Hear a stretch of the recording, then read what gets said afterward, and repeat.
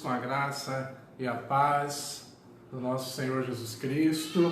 Estamos começando mais uma live, um culto online em adoração, em louvor e glória ao nosso Deus. Gostaria de ler para os irmãos Salmo 89, verso 1, diz assim: Cantarei para sempre as tuas misericórdias, ó Senhor. Os meus lábios proclamarão a todas as gerações a tua fidelidade. Hoje nós iremos falar sobre as misericórdias do nosso Deus, sobre as nossas vidas, e da mesma forma nós também devemos ser misericordiosos com a vida do nosso próximo, com a nossa própria vida, porque nós temos um exemplo de Deus através do seu Filho Jesus Cristo, e nós precisamos viver esse amor de Deus por nós, esta misericórdia, essa compaixão que vem do coração. Que Deus nos ajude, que Deus abençoe esse momento que passaremos juntos. Vamos fazer uma oração de adoração nesse momento.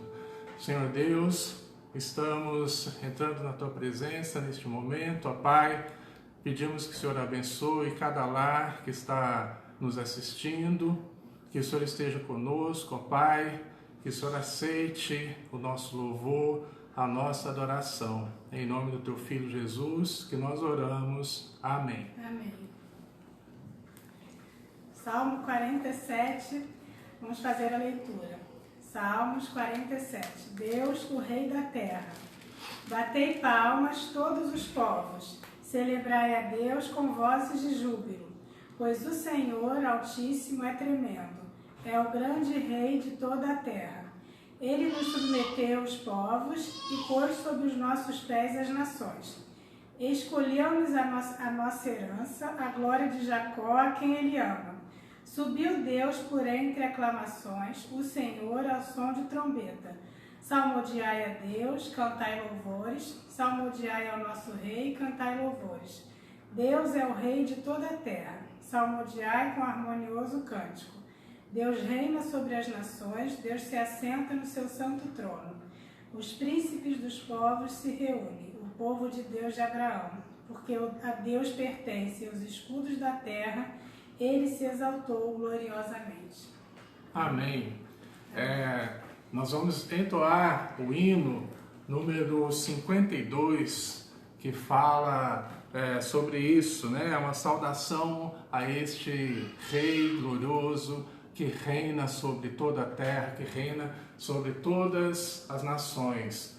Vamos cantar juntos o hino 52, Coroai, saudai o nome de Jesus. Cantemos, meus irmãos.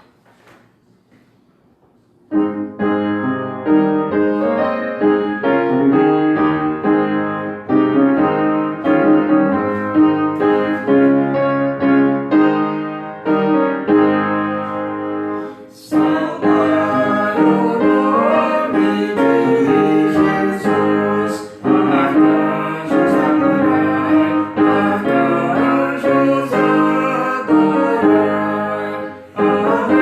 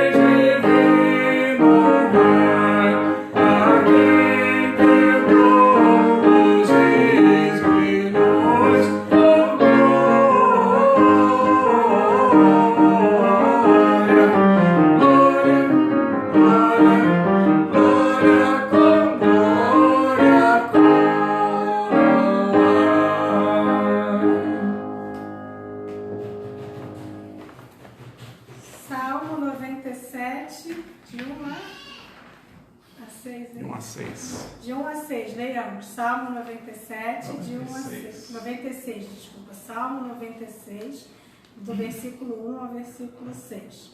Tributo à glória e majestade de Deus. Cantai ao Senhor um cântico novo, cantai ao Senhor todas as terras. Cantai ao Senhor, bendizei o seu nome. Proclamai a sua salvação dia após dia. Anunciai entre as nações a sua glória, entre todos os povos as suas maravilhas. Porque grande é o Senhor e muito digno de ser louvado, temível mais que todos os deuses. Porque todos os deuses dos povos não passam de ídolos. O Senhor, porém, fez os céus. Glória e majestade estão diante dele, força e formosura no seu santuário. Amém. Amém. Nós iremos adorar, cantar um cântico de louvor ao nosso Deus. Como diz o Salmo, cantai ao Senhor um cântico novo, cantai ao Senhor todas as terras. Nós estaremos entoando agora, cantando este hino, Salmo número 6, 96 mesmo, e depois a gente estará cantando também Jesus Cristo mudou meu viver. Cante conosco aí da sua casa, de onde você estiver. Vamos louvar juntos ao nosso Deus.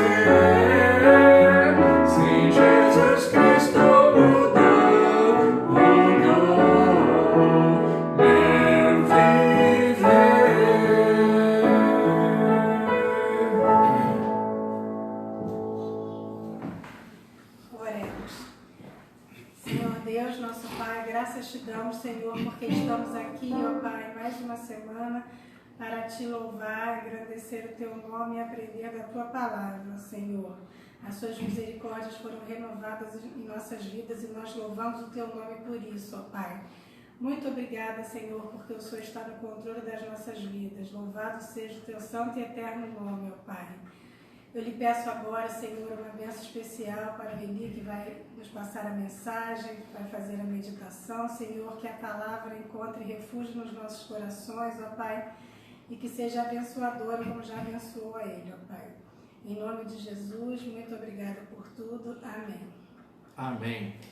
Nós vamos fazer a leitura da palavra de Deus. Vamos abrir no Evangelho de Mateus, capítulo 12, e nós vamos ler o verso 7. Mateus 12, verso 7. Diz assim a palavra de Deus: Mas se vós soubesseis o que significa misericórdia quero e não holocaustos, não teríeis condenado inocentes. Mas, lendo novamente, mas se vós soubesseis o que significa misericórdia quero e não holocaustos, não teríeis condenado inocentes. Gostaria de começar a nossa meditação nesta noite lembrando um fato que aconteceu na vida do rei Salomão, logo no início do seu ministério, do seu reinado, na verdade, e onde ele foi colocado à prova a sua sabedoria. E hoje, no Dia das Mães, muitos estão lembrando desse texto. Duas prostitutas que eram mães estavam numa casa sozinhas, não havia ninguém mais com elas, e o filho de uma morre. Ela deita por cima do filho e ele morre. E chega de madrugada, ela troca as crianças e ela pega a criança viva e coloca a morta nos braços da outra mãe. E as duas estão agora perante o rei Salomão para saber o que fazer. As duas dizem que são mães e todas elas querem o filho, a guarda deste filho. E Salomão, ele pede então para os seus soldados uma espada. E ele diz: traga agora o menino, partiremos o menino metade para uma, metade para a outra. Obviamente a mãe verdadeira, ela falou: não mate. O texto é bonito lá e diz, o texto depois para você conferir, está em 1 Reis, capítulo 3, você pode conferir depois. O texto diz exatamente assim: o amor materno lhe aguçou por seu filho. E aquela mãe, então, ela opta pela vida, ela opta por salvar a vida do seu filho. E é esse o ponto que eu gostaria de falar com os irmãos nesta noite. Aquela mulher, ela não quis se vingar da rival, ela não pensou em si. A única prioridade daquela mãe, naquele momento, era salvar a vida do seu filho. E lógico que essa foi a estratégia de Salomão, e Salomão, ao perceber que ela abriu mão da criança para salvar a sua vida, Salomão fala: então, esta é a mãe verdadeira, dei um menino para ela. Mas eu queria falar com vocês nessa noite que na nossa caminhada cristã nós temos que fazer escolhas, nós temos que definir prioridades e muitas vezes escolhas difíceis, e nós sabemos que as nossas escolhas,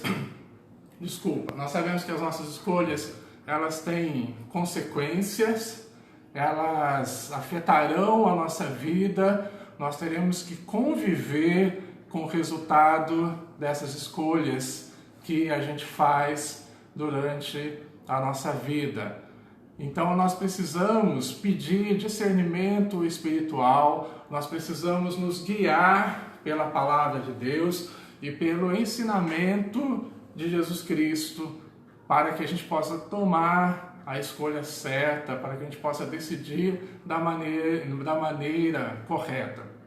Nesse texto que nós lemos, Jesus, ele cita Oséias, que foi um profeta, e Oséias, no seu capítulo 6, verso 6, ele fala exatamente isto que Jesus cita lá em Mateus. Oséias diz: pois misericórdia quero e não sacrifícios, e o conhecimento de Deus mais do que holocaustos. O que estava acontecendo lá no período de Oséias? O que estava acontecendo é que Israel, o povo de Deus, e lá ele fala das tribos, ele cita duas tribos maiores, que é Efraim e Judá.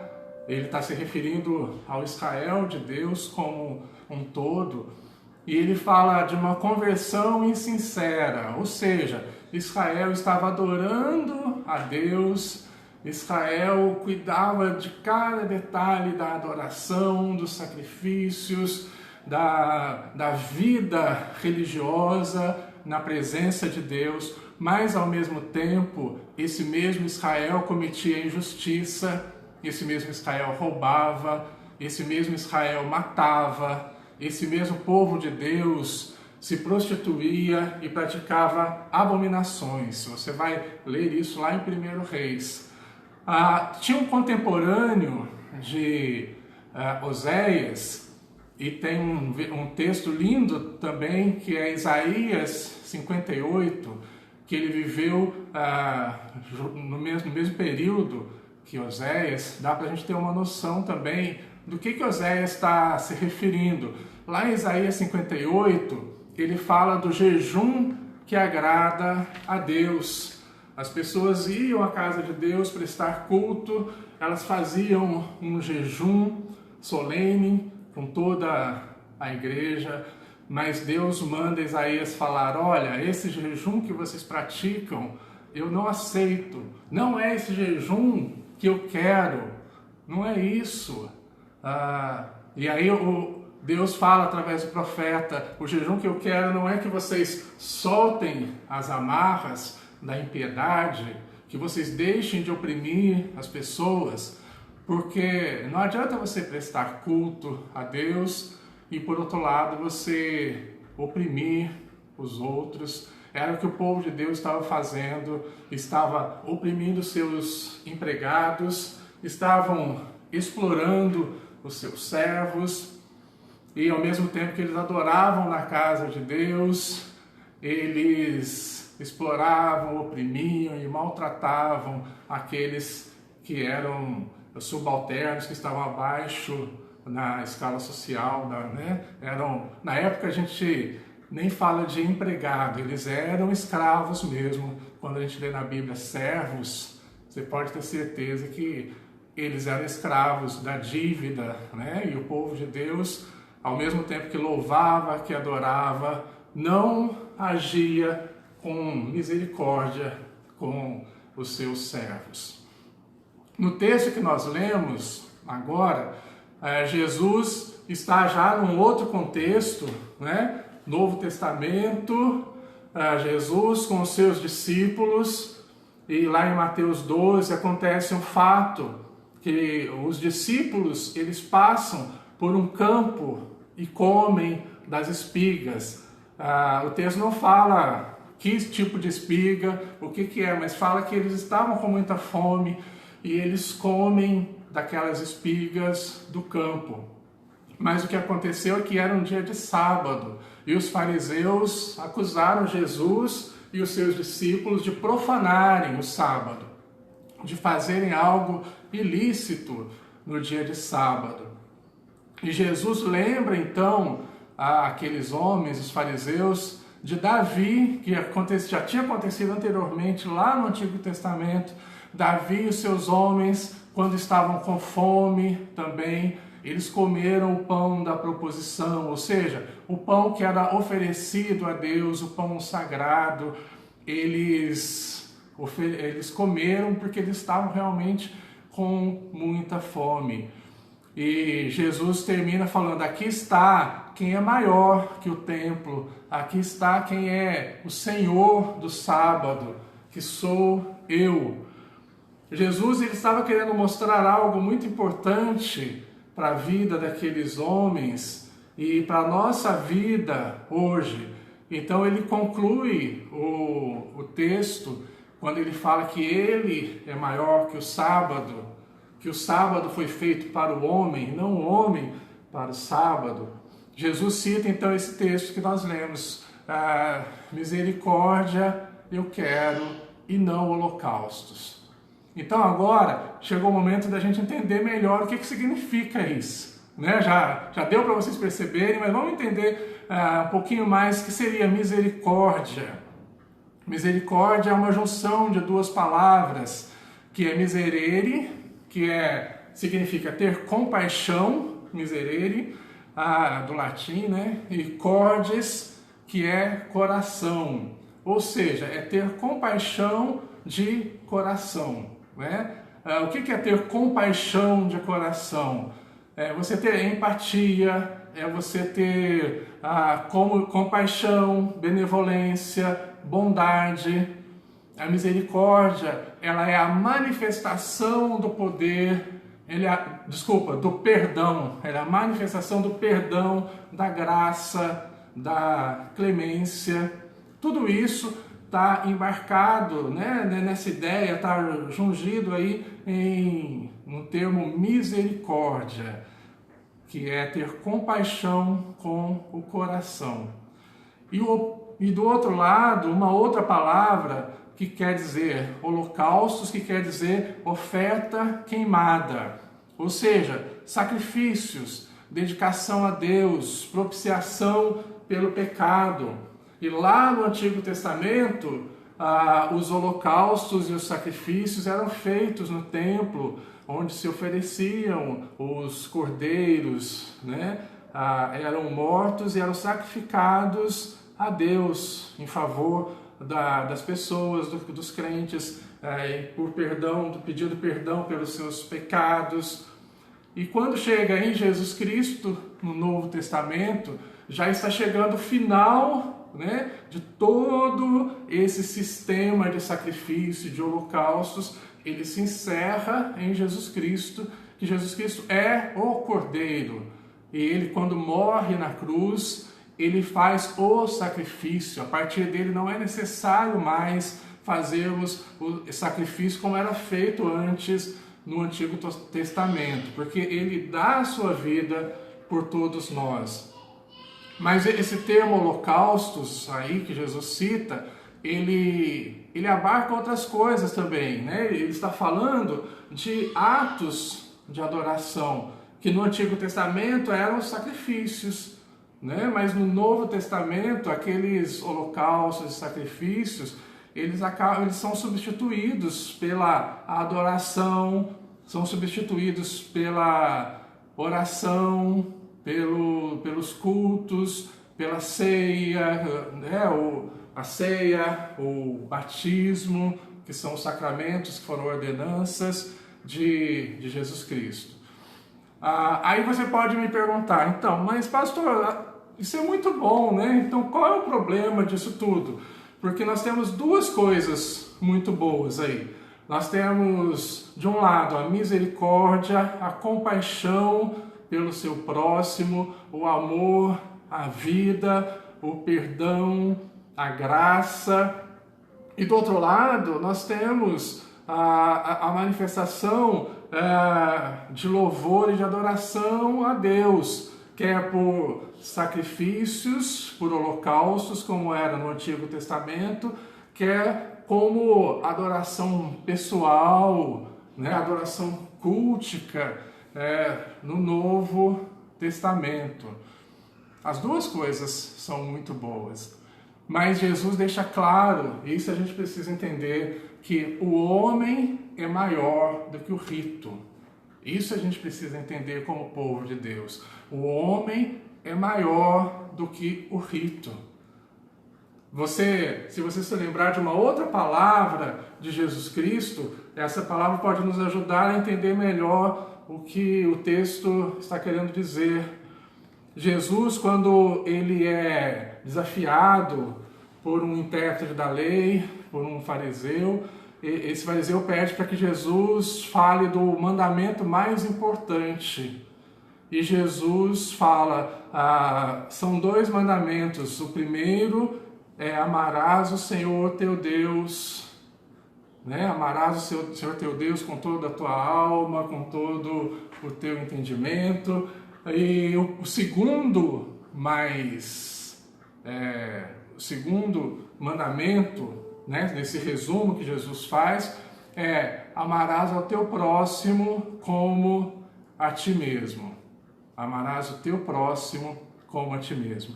É interessante que a prioridade de Jesus, se você pegar os 10 mandamentos, Jesus faz o resumo, você vai perceber que a prioridade de Jesus não são os mandamentos referentes ao culto, à adoração, não são apesar de ser tudo isso ser muito bom, e a gente deve sim, nós somos criados para louvar e adorar ao nosso Deus, mas não é sobre matar, não é sobre não roubar, não adulterar, nada disso. O que Jesus faz, o resumo de todos os mandamentos é amar, é o amor a Ele em primeiro lugar, com toda a nossa alma, com todo o nosso coração, com todo o nosso entendimento, com a nossa razão, e é amar a nós mesmos, ou seja, amar a vida que Ele nos deu e amar ao próximo, porque somos criados à imagem e semelhança de Deus, tanto eu quanto você, tanto você quanto o seu próximo, todos nós fomos criados à imagem e semelhança de Deus. Então, Jesus, em termos de prioridade, entenda aqui que eu não estou falando que um é ruim e em detrimento do outro, nada disso.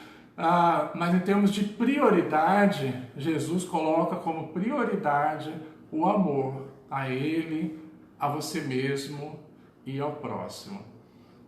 E eu gostaria de, nessa noite, fazer uma aplicação muito simples.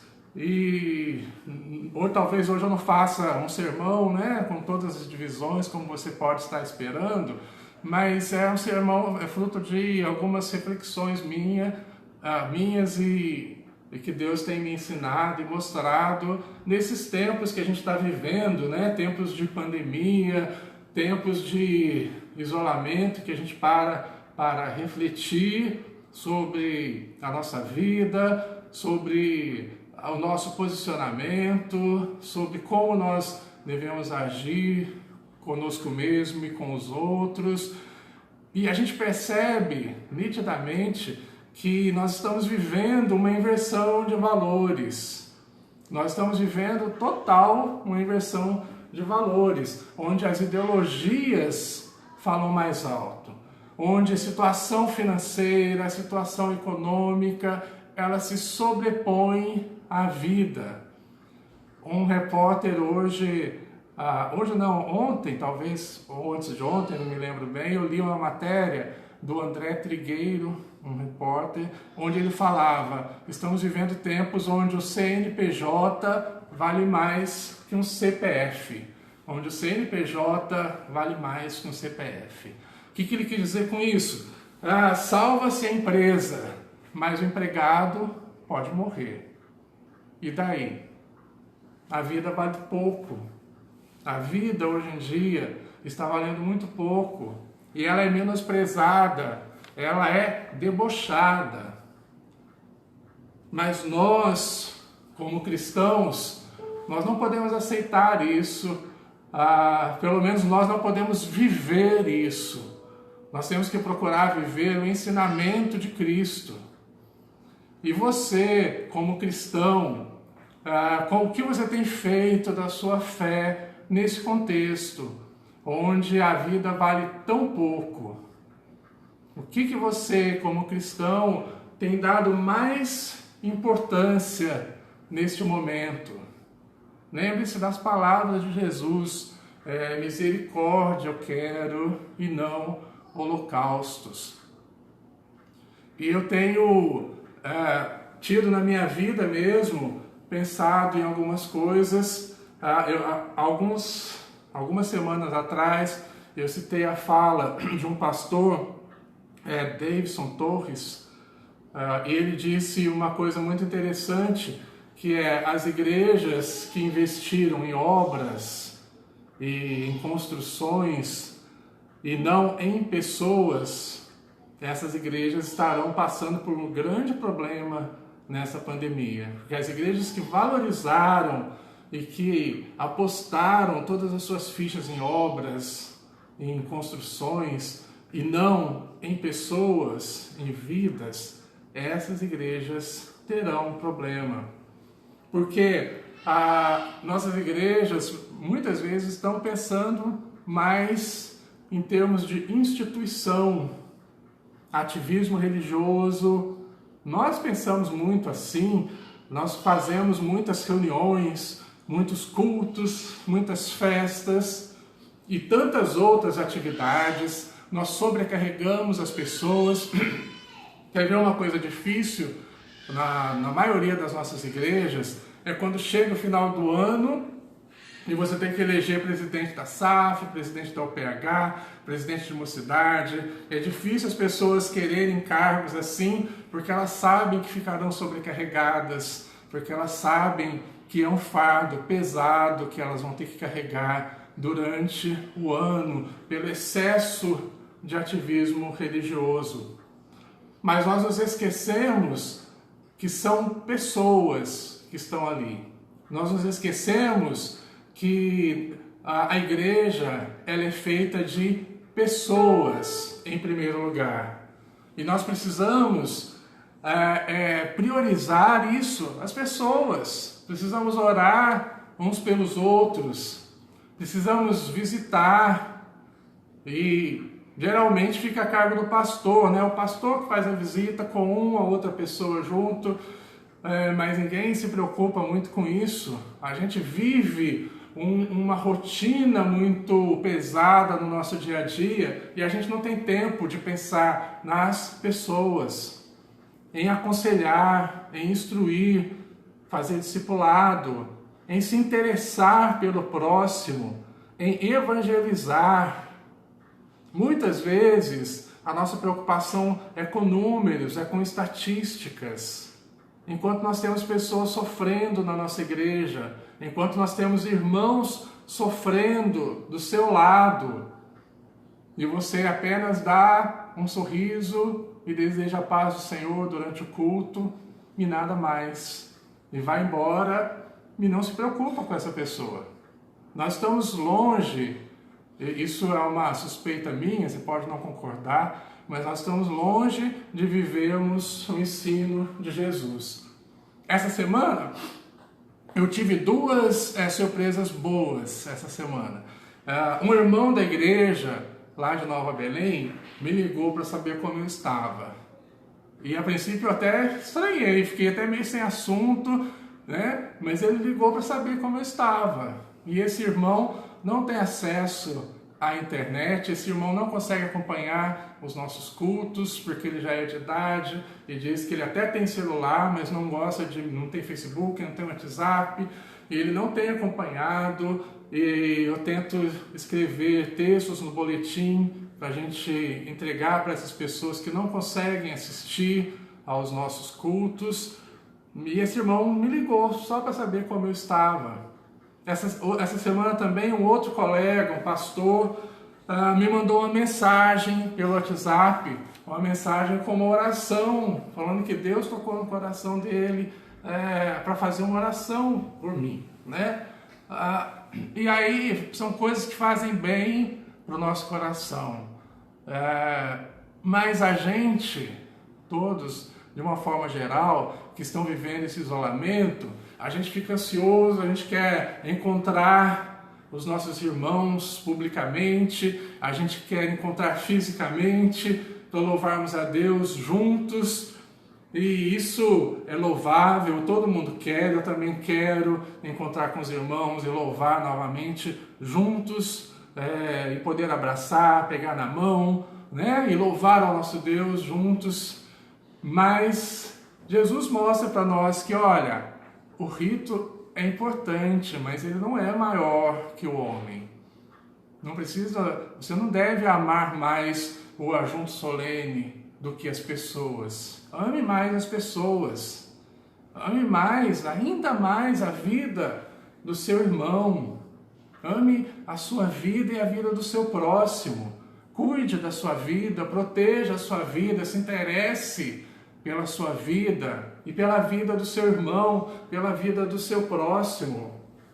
Então, nesse contexto, a gente percebe que, por exemplo, usar máscara é uma demonstração de amor, não só pela vida que Deus te deu, mas com a vida do teu próximo. Usar álcool gel, ficar distante um do outro nesse momento, é demonstrar amor. Ficar em casa é cuidar do próximo, é não desejar que você pegue o vírus, mas também que você não passe para o próximo. É cuidar de cada um que está ao seu lado, é fazer a sua parte, é ter misericórdia, enviar uma mensagem, coisa tão simples, dar um telefonema, fazer uma oração. Misericórdia eu quero e não sacrifícios. E a gente ainda insiste em se preocupar com os rituais, mas enquanto Deus está querendo que você ame mais a sua vida e ame mais a vida do teu próximo, assim você estará demonstrando mais amor ao seu Deus. E como eu já disse, eu tenho aprendido muito com isso e procurando me preocupar mais com a vida dos meus irmãos, com a vida dos meus amigos. E nós, como pastor, temos a tendência de nos preocuparmos com a igreja, como instituição, mas nós precisamos, na verdade, nos envolver mais, nos doar mais, ter mais amor pelas almas, ter mais amor pelas pessoas que estão em nossa volta, cuidar sim da igreja de Cristo, da instituição, da igreja que é tão importante, mas é amar as pessoas que se reúnem na igreja, porque essas pessoas são a igreja de Cristo. No final das contas, são elas que vão para o céu. E nós temos que cuidar delas, da vida das pessoas. E você, o que você está fazendo com isso? Com a vida que Deus te deu e que você está tendo a oportunidade de viver nesse momento. Você já ligou para algum irmão seu? Já ligou para aquela pessoa que perdeu um ente querido nessa pandemia? Tenho certeza que você conhece alguém. Eu já tenho algumas pessoas da igreja por onde eu passei, do Rio Comprido, morreu uma pessoa muito querida nossa, presbítero. Na igreja de um colega meu, lá em Japeri também, já morreram 3 pessoas, inclusive hoje um pai de um presbítero morreu pela Covid. E você já mandou alguma mensagem aí? Já está conversando com essa pessoa, consolando? Você já orou por ela? Não espera o encontro pessoal, o encontro físico. A gente agora fica nessa expectativa, esperando a volta. Mas e se a volta demorar? Faça a sua parte agora. Ame as pessoas agora. Você tem ajudado aquelas pessoas que estão ao seu alcance. Não espere para amanhã, não deixa isso para depois. Não seja um adorador sem coração. Seja um adorador que usa da misericórdia. Um adorador sem coração e sem compaixão não é o que Jesus Cristo ensina para nós. Jesus Cristo está nos ensinando que Ele quer sim adoradores que prestem culto, que prestem todos os rituais lindos e que adorem a Deus em espírito e em verdade, mas que sejam adoradores misericordiosos, que sejam adoradores com uma compaixão que vem do coração. Essa é a misericórdia, um adorador que tenha um olhar para o próximo, um adorador que leva em conta o dom mais precioso que Deus nos dá, que é a vida. Deus requer de nós misericórdia, Deus requer compaixão com o coração. Os ritos, os ajuntamentos solenes são importantes, mas Deus, Ele requer e vai exigir de mim e de você que nós tenhamos misericórdia, que Ele nos abençoe, que Ele ilumine a sua vida nesse momento. Nós vamos fazer uma oração, encerrando a nossa live, o culto, e eu vou fazer uma oração também, lembrando das mães, né? Hoje é dia das mães. Você, mãe, agradeça muito a Deus por esse dom que Deus te deu, por seus filhos. E você, filho, agradeça muito a vida da sua mãe, o exemplo que ela dá, a educação, a disciplina, também o carinho, o amor que foi dispensado a você durante a vida toda. Talvez agora seja o momento de você amá-la mais ainda, retribuindo tudo que ela fez por você. Nós vamos orar ao nosso Deus e orando pelas nossas mães também. Senhor Deus, nós te agradecemos, ó Pai, por tudo que o Senhor tem feito na nossa vida, Deus, por tudo que o Senhor tem nos ensinado, ó Pai. Pedimos que o Senhor nos dê muita sabedoria e muito discernimento, ó Pai, muito amor para vivermos o Teu ensinamento, ó Pai. Dá-nos mais misericórdia, ó Pai. Dá-nos mais compaixão pelo próximo. Dá-nos mais amor à vida, a esta dádiva maravilhosa que o Senhor nos deu, ó Pai.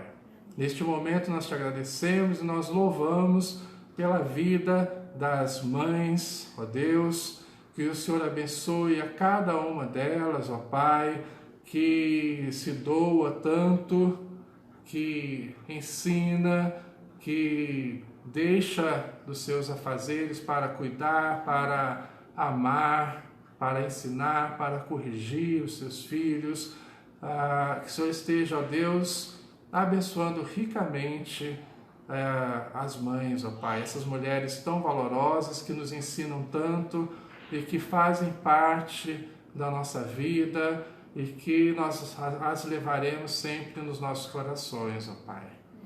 Em nome do Teu Filho Jesus, que nós oramos. Amém. Amém. Recebei a bênção. Que a graça do Senhor Jesus e o amor de Deus, o Pai, e a comunhão e a consolação do Espírito Santo de Deus estejam sobre todos nós, desde agora e para todos sempre. Amém. Amém. Meus irmãos, muito obrigado por todos que estão nos assistindo.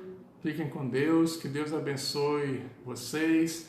Agradecemos ao pessoal de Nova Belém que está nos assistindo, pessoal de Minas Gerais, lá de Lambari. Eu estou vendo muita gente aqui de Lambari, de São Lourenço. Que o Senhor abençoe cada um de vocês. Receba o nosso abraço e as nossas mamães também recebam o nosso abraço. Minha mãe é Lambari, tá bom? Meus parabéns para todas as mães. A mãe também, da Daniele. Todas as mamães recebam o nosso abraço, tá bom? Deus abençoe.